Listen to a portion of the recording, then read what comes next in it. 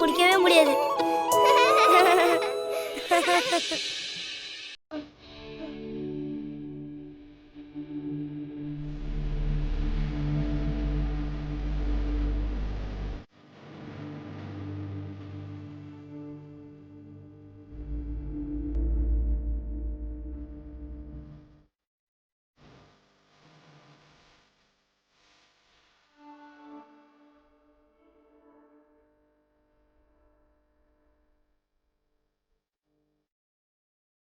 என்ன விளையாட வரலையா? வா அஞ்சலி வா.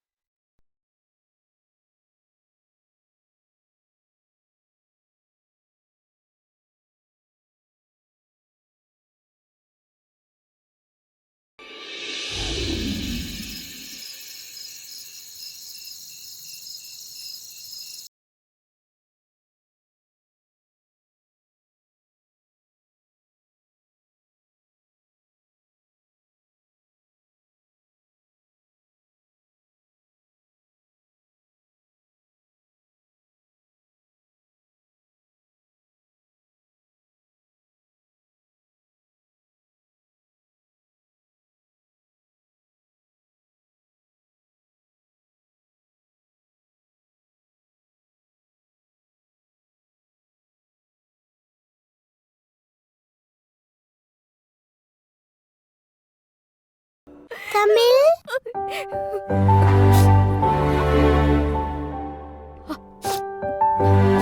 வா அஞ்சலி.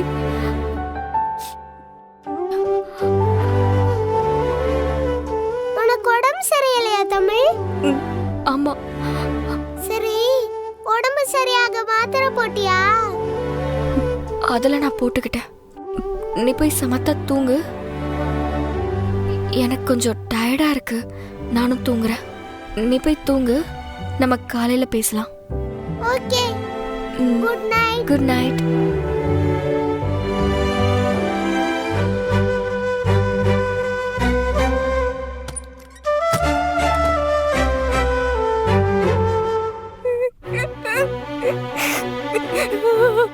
நான் என்ன தப்பு பண்ண?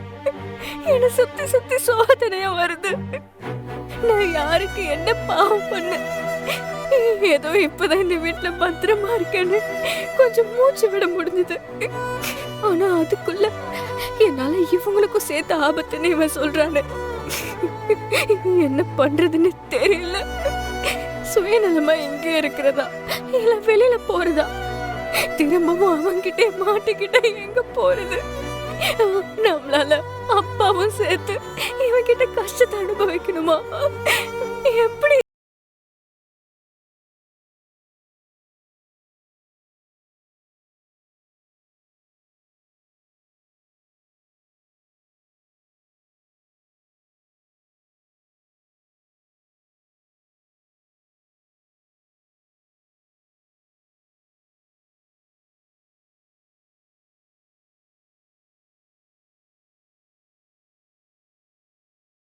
அதான் சொல்றேன் அஞ்சலி, காலையில பாக்கலான்னு.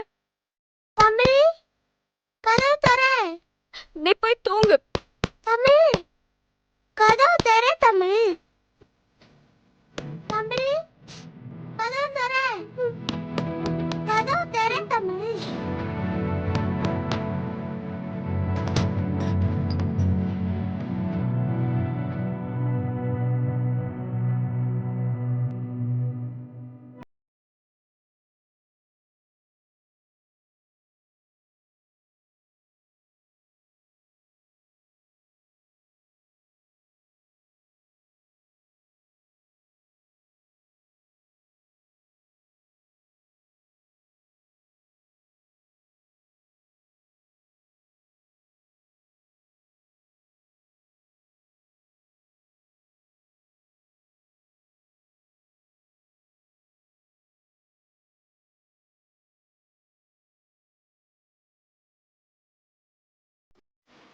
நான் சொன்ன கேட்பதானே?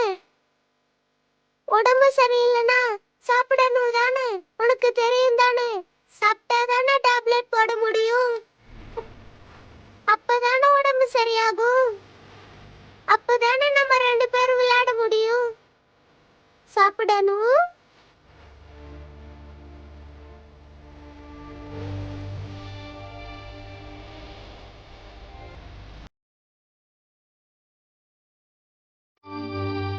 ஆகாமி,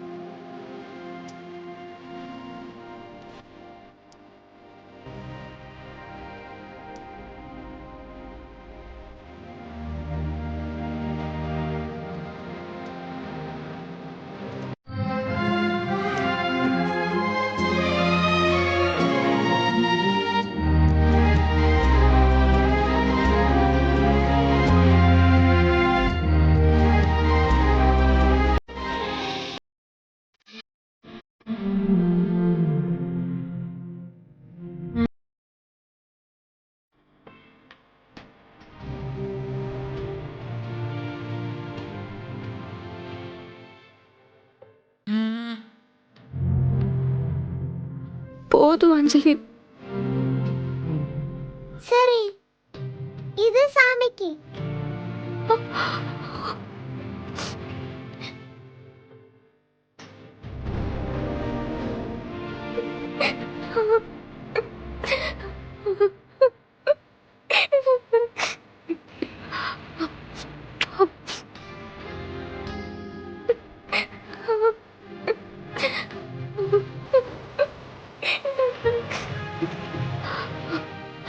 அழக்கூடாது. சரியா போடு. என்ன, டேப்லெட் போட்டுக்கோ. நீ தூங்கு. இனிமே நான் உன்னை டிஸ்டர்ப் பண்ண மாட்டேன்.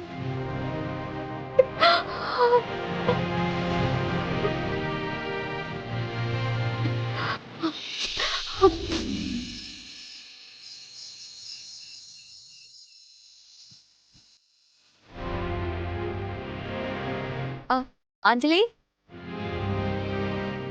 எனக்கு தூக்கமே வர மாட்டேங்குது. நீ என்னை கட்டி பிடிச்சி தூங்குறியா? ம்.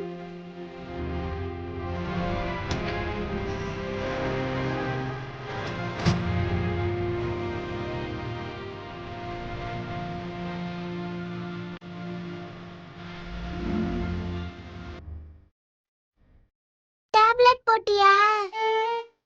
போட்டுட்டேன். இப்போ உனக்கு உடம்புக்கு பரவாயில்லையா? நீ கட்டி பிடிச்சி படுத்த உடனே எனக்கு சரியாயிடுச்சு. உன்கிட்ட ஒரு விஷயம் சொல்லணும் தான் ஆசையா வந்தேன். ஆனா உனக்கு உடம்புக்கு சரியில்லாதனால சொல்லலாமா வேணாமான்னு யோசிக்கிறேன். பரவாயில்ல. இப்போ என்ன விஷயம்னு சொல்லு.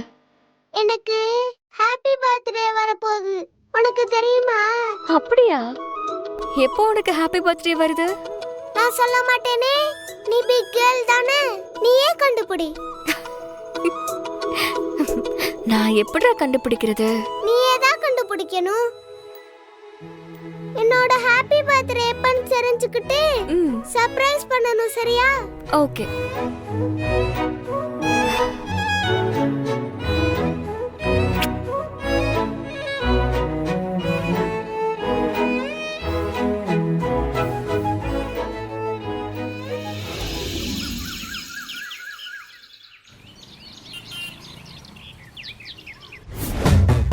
எனக்கு ஏதாவது டீடைல்ஸ் வேணும். எதுவும் இல்ல, நீ சொல்றத கேட்டுட்டு போறதுக்கு நான் இவ்வளவு தூரம் வந்திருக்கேன். புரோட்டோகால் படி நீங்க என்னங்க பண்ணிருக்கணும்? என்ன பண்ணிருக்கணும்? ஒரு பேசஞ்சர் சேர்த்தும் போது அவங்க ப்ரூஃப் டீடைல்ஸ் எல்லாம் வாங்கிருக்கணும். அவங்க எங்க ஏறாங்க, எங்க இறங்குறாங்க, அவங்க ஆல்டர்னேட் நம்பர் என்ன, அதெல்லாம் நீங்க தெரிஞ்சிருக்கணும். இப்போ வந்து கேட்கும்போது எதுவுமே தெரியாதுன்னா எப்படி? சார், அதெல்லாம் எனக்கு தெரியாது சார். யார் ஏறினாங்க யார் இறங்குனாங்கலாம் எனக்கு தெரியாது சார். ஒரு மாசத்துக்கு முன்னாடி நடந்த விஷயத்த இப்போ போய் கேட்டுட்டு இருக்கீங்க. அன்னைக்கே பஸ்ல இருந்த ஸ்டாப்பை விசாரிச்சிங்க, அவரும் தெரியலன்னு சொல்லிட்டாரு. யோ, எனக்கு பேரு போன் நம்பர் ஏதாவது வேணும். நீ லிஸ்ட்ல செக் பண்ணுவியோ இல்ல லெஜர்ல செக் பண்ணுவியோ அதெல்லாம் எனக்கு தேவையில்லாத விஷயம். நான் கேட்டது எனக்கு வேணும். இல்லன்னு வச்சுக்கோ, ஏஜென்சின்னு பேர் வச்சுட்டு கள்ளக்கடத்தல் பண்ணிட்டு இருக்கீங்கன்னு கம்பெனி இழுத்து முடி சீல் வச்சுட்டு போயிட்டே இருப்பேன். ஒரு நிமிஷம் சார், நான் செக் பண்ணிட்டு சொல்லிடுறேன்.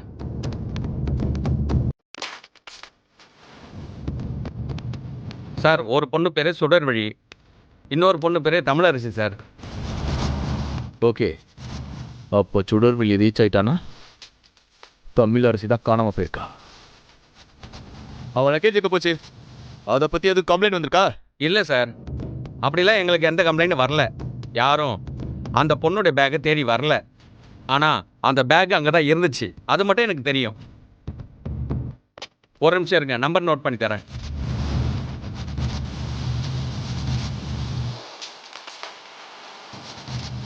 Thanks sir. இதான் தமிழரசியோட ஃபோன் நம்பர் சார்.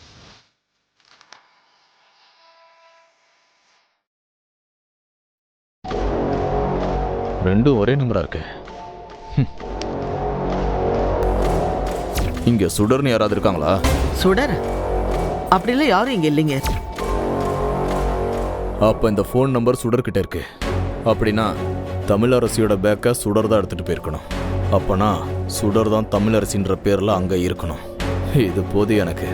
இப்ப சுடர் அந்த வீட்டில இருந்து வெளியே கொண்டு வரணும்னா உண்மையான தமிழரசி யாருன்னு கண்டுபிடிச்சி அந்த டாக்டர்கிட்ட போய் நிறுத்தணும். சுடர் ஒரு ஃப்ராடுன்னு அந்த டாக்டர்கிட்ட நிரூபிக்கணும். அதை நான் உடனே செய்கிறேன்.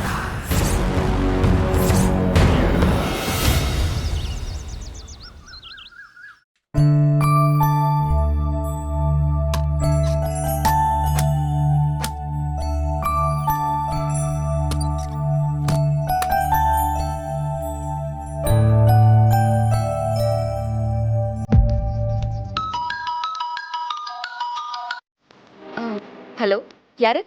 சுடரு, அப்பா பேசுறேன். அப்பா, இது என்னப்பா புது நம்பரா இருக்கு? அந்த போனை உன் சித்திக்காரிய கிட்ட பிடிங்கி உடைச்சிட்டாமா. அவளுக்கு தெரியாம இருக்கட்டும்னு நம்ம சோமு கிட்ட பழைய போன் ஒன்று வாங்கி அதை ரிப்பேர் பண்ணி புது நம்பர் வாங்கி அதுலேருந்து பேசிக்கிட்டு இருக்கம்மா. சித்தி ரொம்ப கஷ்டப்படுத்துறாங்களாப்பா? அதெல்லாம் பழகி போன விஷயம் தானம்மா. இப்போ நான் சொல்ல வந்த விஷயமே வேறம்மா. என்னப்பா ஆச்சு? ஏன் ஒரு மாதிரி பேசுறீங்க? இந்த பாஸ்போர்ட் வெரிஃபிகேஷனுக்கு ஒன்றை விசாரிச்சுட்டு போக ஆளுங்க வந்திருந்தாங்கம்மா. சென்னையில அப்ளை பண்ண பாஸ்போர்ட் அங்க எதுக்கு வெரிஃபிகேஷனுக்கு வந்தாங்க? ஐடி ப்ரூஃப்ல இந்த அட்ரஸ் தானம்மா இருக்கு, அதான் இங்க வந்தாங்க. அது ஒண்ணு இருக்குல்ல, ம். நான் மறந்தே போயிட்டேன். சரிப்பா, வந்தவங்க உங்களை பார்த்தாங்களா இல்ல சித்திய பார்த்தாங்களாப்பா? சித்தியை பார்த்து தான் விசாரிச்சாங்க. பா, என்னப்பா சொல்றீங்க? ஆமாம்மா, சித்தி என்ன சொன்னாங்க? அந்த மாதிரி இங்க யாரும் இல்லைன்னு சொல்லி அனுப்பி வச்சுட்டாங்கம்மா. எல்லாமே போச்சுப்பா. இனிமே நான் என்ன பண்ணுவேன்? அம்மாடி சுடரு, நீ டென்ஷன் ஆகாதம்மா. உங்க அப்பா அப்படியே விட்டுருவனா என்ன? நான் உடனே ஓடி போய் அவரை தனியா சந்திச்சு அவர் கையில காலில் விழாத குறையா கெஞ்சி கூத்தாடி சென்னையில இருக்கிற அட்ரஸ கொடுத்துருக்கோமா. அவங்க அங்க ஆளை அனுப்பி விடுறேன்னு சொல்லிருக்காங்க. அவங்க அங்க வந்தா எப்படியா சமாளிச்சுக்கமா. வெரிஃபிகேஷனை மட்டும் முடிச்சிடுமா. அதுக்கப்புறம் நீ நினைச்ச மாதிரி எல்லாம் நல்லபடியா நடக்கும்மா. இங்க வருமா? ஆமாம்மா, வேற வழி இல்லையம்மா நமக்கு. எப்படியாவது சமாளிச்சுக்க சுடரு. சரிப்பா, நான் பாத்துக்கிறேன். சரிம்மா, நான் போனை வச்சிடறேன். அப்பா, கவலைப்படாதீங்க. இந்த கஷ்டம் எல்லாம் கொஞ்ச நாளைக்கு தான். சீக்கிரமே எல்லாமே சரியாயிடும். அதுக்கப்புறம் உங்களை நான் பாத்துக்கிறேன்ப்பா. எனக்கு அந்த நம்பிக்கை இருக்குமா. நீ உன் நம்பிக்கையை கைவிட்டுறாத. ரொம்ப ஜாக்கிரதையா இருமா. சித்தி வந்துடுவா, நான் போனை வச்சிடறேன். சரியா?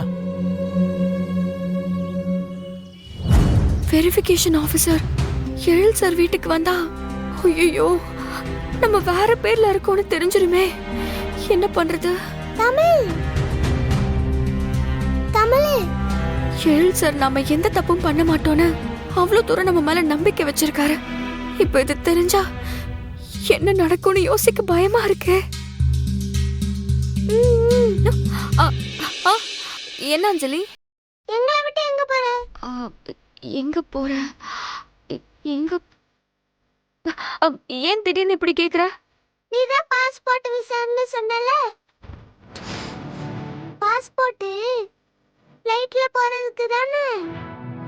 அப்போ நீ என்ன விட்டுட்டு போறேன்னு தானே அர்த்தம்? நீ என்ன விட்டுட்டு போறியா தமிழ்? சொல்லு தமிழ். நீ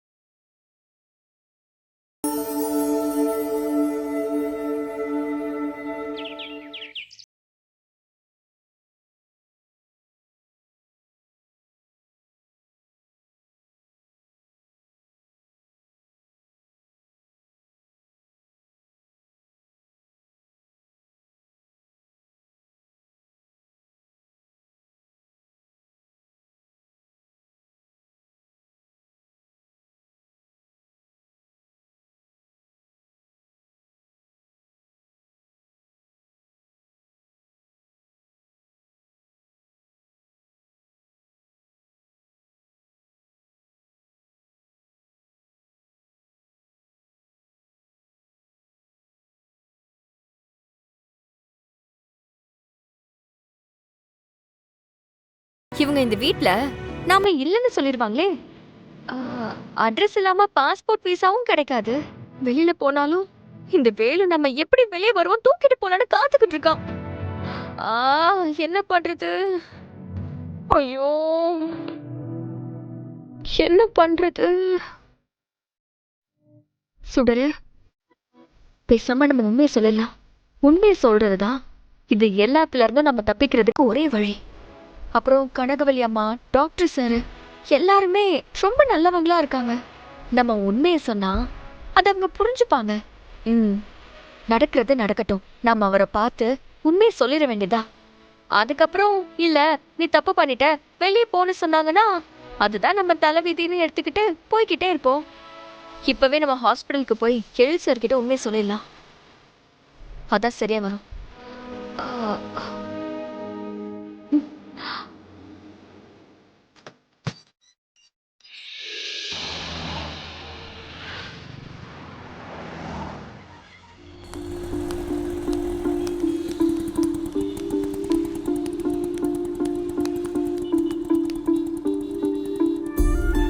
கடவுளே, டாக்டர் கிட்ட உண்மையை சொல்ல போறேன்.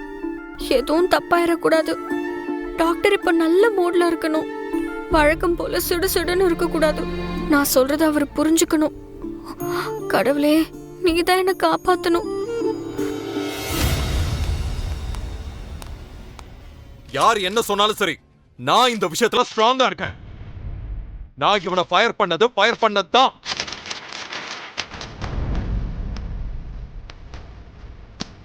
என் கண்ணு முன்னாடியே நிக்க கூடாது சார். ப்ளீஸ் சார், போ சொல்லுங்க சார். ஐயோ, பயந்த மாதிரியே டாக்டர் சார் ரொம்ப கோவமா இருக்காரு. என்ன பண்றது? தமிழ் சார். வா வா தமிழ்.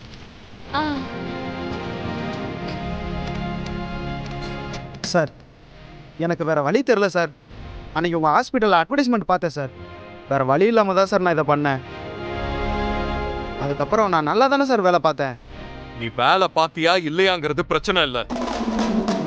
நீ நேர்மையா இருந்தியா இல்லையாங்கிறது தான் பிரச்சனையே. இன்னைக்கு சிச்சுவேஷன் நீ மாட்டிக்கிட்டேங்கிறதுக்காக, உண்மையை சொல்றேங்கிறதுக்காக நீ நல்லவன் ஆயிட மாட்டேன். நாளைக்கு வேற ஒரு பிரச்சனை வந்தா மறுபடியும் வேற ஒரு பொய் சொல்லுவ நீ. இனிமே அப்படி நான் சொல்ல மாட்டேன் சார். ஒரு தடவை தப்பு பண்றதுக்கு முன்னாடி தான் எல்லாரும் யோசிப்பாங்க.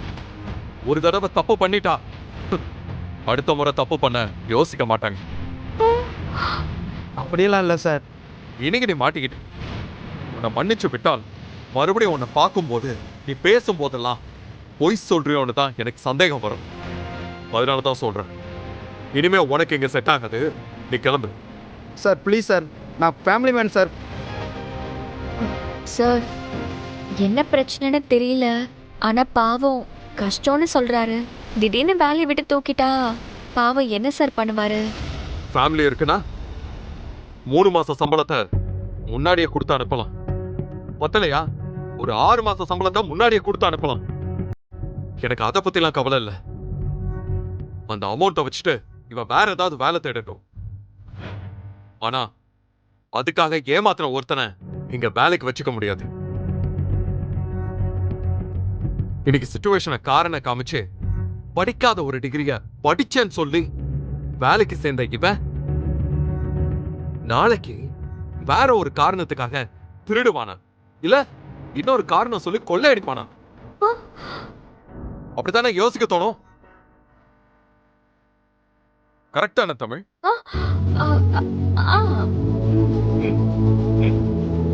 நான் சொன்னது சொன்னதான். இவன் இனிமே என் கண்ணிலே படக்கூடாது. போலாம் வா.